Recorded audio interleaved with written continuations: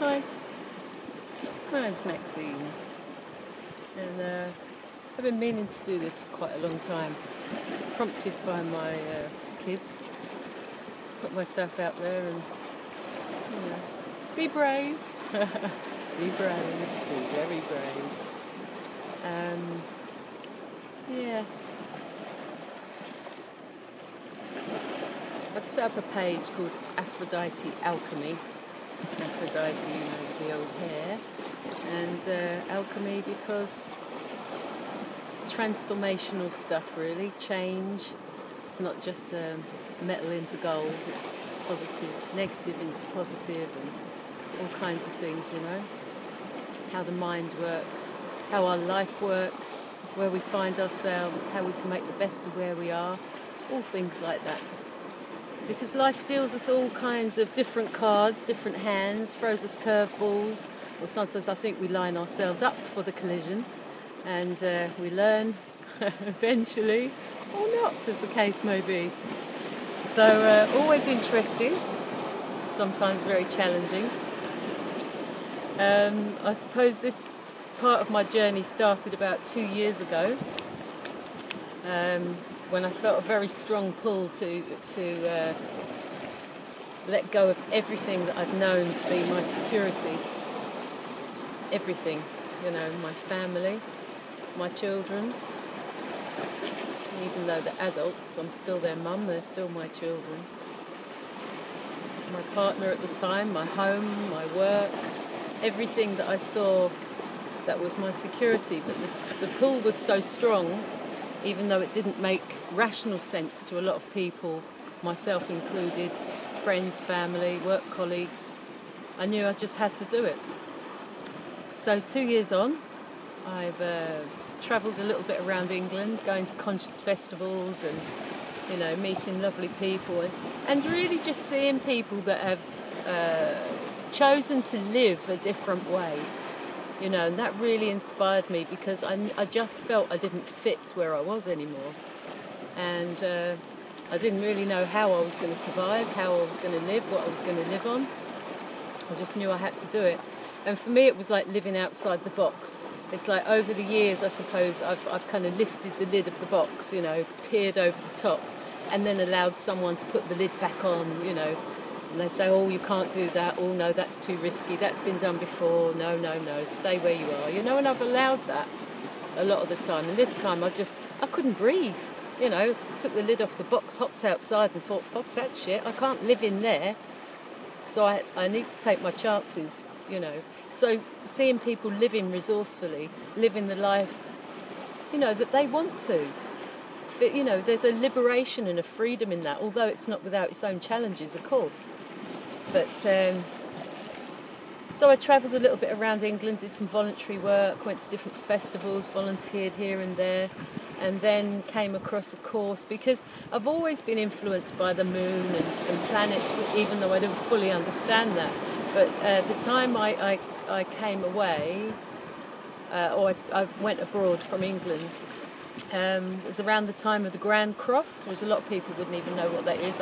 I'm not sure I could fully understand it, but it was an alignment of planets. You need to look that one up, really. I don't think I'd do it justice, but it was very powerful, and I realised I'm very sensitive to my environment, and I was feeling all these things that I didn't really or couldn't really make sense of. And on my travels around England and volunteering, I came across this guy who does weekly Pele reports. And that was the beginning of this journey, I guess, because the dates he was coming up with and the way he was talking and explaining things, I was laughing one minute and crying with disbelief the next, because even the dates that he was saying and the things and how these particular aspects can make you feel, I realised, oh my God, I'm not crazy, I'm just feeling all this stuff. And things are changing, there's big stuff happening. So that kind of made me feel not quite so crazy, I guess. So then I went to Mexico to one of his workshops and met some amazing people. Went to Guatemala and went around some of the sacred sites and did sort of ceremony and ritual, and it was just absolutely beautiful. Illuminado Tours, if anyone's interested. They're amazing people that run a healing centre there and just keeping alive the Mayan way of life and language with children going into schools, and good site to donate to. They do some amazing work. But look up their workshops and things. They're life-changing, absolutely life-changing. So through sort of meeting people there was a lady that I met that had a place in Cyprus, and I've ended up coming to Cyprus, which wasn't part of my plan, I have to say. But I've been here in northern Cyprus about a year and a half, and now I'm doing my healing work and meeting people and some like-minded people. But I have to say this part of my journey feels really lonely, and I think that's what's inspired me just to do this today, because I do feel very alone. I know that I'm not alone. I'm never alone, but I feel alone in this part of my journey, and I believe it's perfectly perfect. But I do try and fight it. I'm a great escape artist, probably one of the best around, and so I sort of distract myself as much as possible and just prolong the agony, which it is for me anyway. There's probably other people that feel the same, and others that just sort of take their transit smoothly. No, I have to go the convoluted route in life, I think. But there are people that help me on my journey. People I've found online. Matt Kahn is one. Law of Attraction, very heart-centered. Obviously, Kepacha that does the Pele report. Law of Attraction, Abraham. I found these things have really helped me at this stage on my journey, because things are so different. The normal stuff that sort of helped me, the normal things, I don't know, spiritual paths, they just don't seem to be the same. They're not what I need right now, so I'm having to look and find other things. But also there's a guy I came across, I don't even know how these people sort of come up, but there's a guy called David Alexander English that paints on the Broadwalk in Little Venice. He paints his brains out, as he puts it. But he's an amazing young man, and he's really inspired me lately, because he just does this every day and puts up, what's it called, a live streaming webcam every day of what he's painting. He writes songs, and he's edited an astrological film called Return of the Magi. And a friend of his had gathered all this interviews that he'd done with astrologers, and it's an amazing piece of work.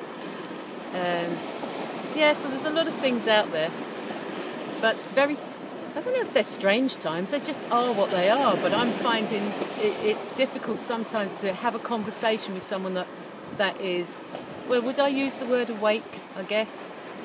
But then when I went to Mexico, I thought I was awake, and the conversations that I was hearing and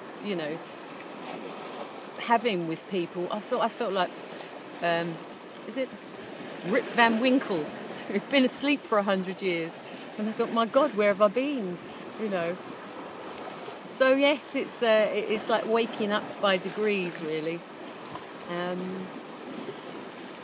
And I guess why I'm kind of doing this today, I was kind of waiting until I was in a really good place, and I wanted to come on all vibrant and fired up. But I really don't feel like that right now. I feel heavy, I feel flat, I feel angry, alone, can't say, I'm bursting into tears every 5 minutes, things coming up, and I'm thinking, my God, how much more? But that's where I am. So actually, I just wanted to come out and say, this is where I am, and I'm accepting all the different sides of myself especially through this teacher, Matt Kahn, that comes up, loving all the different aspects of yourself. Everything that comes up in me is an opportunity to love another aspect of myself, And that's really what all this letting it go was about for me, really, really learning to love myself. I've rejected myself and hated myself and been really, really hard on myself. I have deep compassion for myself now. And still, I could do more. But as I say, it's a process, and not giving myself a hard time. I am where I am, and I'm grateful for being where I am, even if sometimes I don't like it because it doesn't feel comfortable, or you know. But I'm still putting it out there, and every day is an exercise in trust for me. I don't know where my money's coming from, my food's coming from. I'm being resourceful and really trusting, you know, that. And as I have been here, as I left 2 years ago, the path just keeps unfolding and unfolding, and here I am. It's all good. It's all good. It's all good.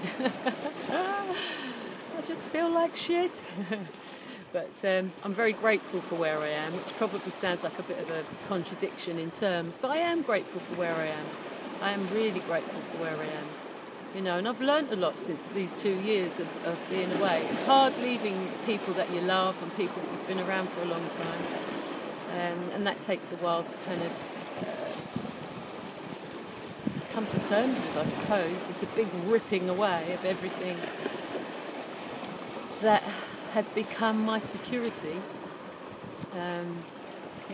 So I have my days where I wobble big time, you know, wake up in the middle of the night going, what have I done? Am I doing the right thing, you know? So I suppose I'm saying if there's anyone else out there that's feeling a bit crazy and a little bit like, what's going on? Why am I feeling all this stuff? You know, look up some of the things some of the people I've mentioned, or you'll find your own. Just ask.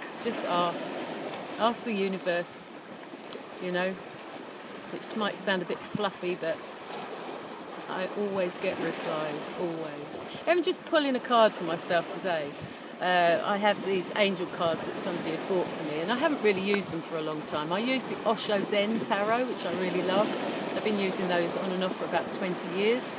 But this, I thought I really need an angel today. I need some guidance here, you know. I'm feeling so, like, desperate, you know. Pulled this card, and it was the angel Desiree, and she said to me, no, this is not the time, or words to that effect. And I knew exactly what she meant. You're perfectly meant to be where you are, feeling what you're feeling. Don't try and hook out there to meet people, to join this, do that. You're meant to be right where you are. You're meant to go through this, you know, and I know I have to go through this, and I knew it deep down, I knew it. But anyway, when I was shuffling the cards, this card leapt out of the pack, so I put it to one side. And you know, I looked at that and I thought, well, that one leapt out, I'm going to shuffle the pack again, and I'm going to choose one for myself, because I like to be in control, you know. So I chose another card out of this 44 card pack, and guess who came out? Desiree. And I just burst into tears then, because it was like, yeah, you know it anyway, you know. And it's just that, I don't know, confirmation sometimes that you were already feeling what you're feeling, but I don't always trust really 100% what I'm feeling. And it's things like that. It was like, come on, you know. So I feel good, and I just wanted to say hi and ramble on a bit, but I'll be back. And it'd be nice to have some comments if anyone feels like doing a little right back or hi, or, you know, tell me how you're feeling. So I'm just putting myself out there. It's taken me ages to put myself on video and actually talk, and I thought, I'll just go blank, or I won't know what to say. So thank you for listening, whoever you are, and loads of love, so much love, as Cleopatra would say, and I do like that, because love is all there is. There's ever so much else, I know, but love is everything. It's everything. So loads of love to all you people out there, and I will see you again. Bye bye.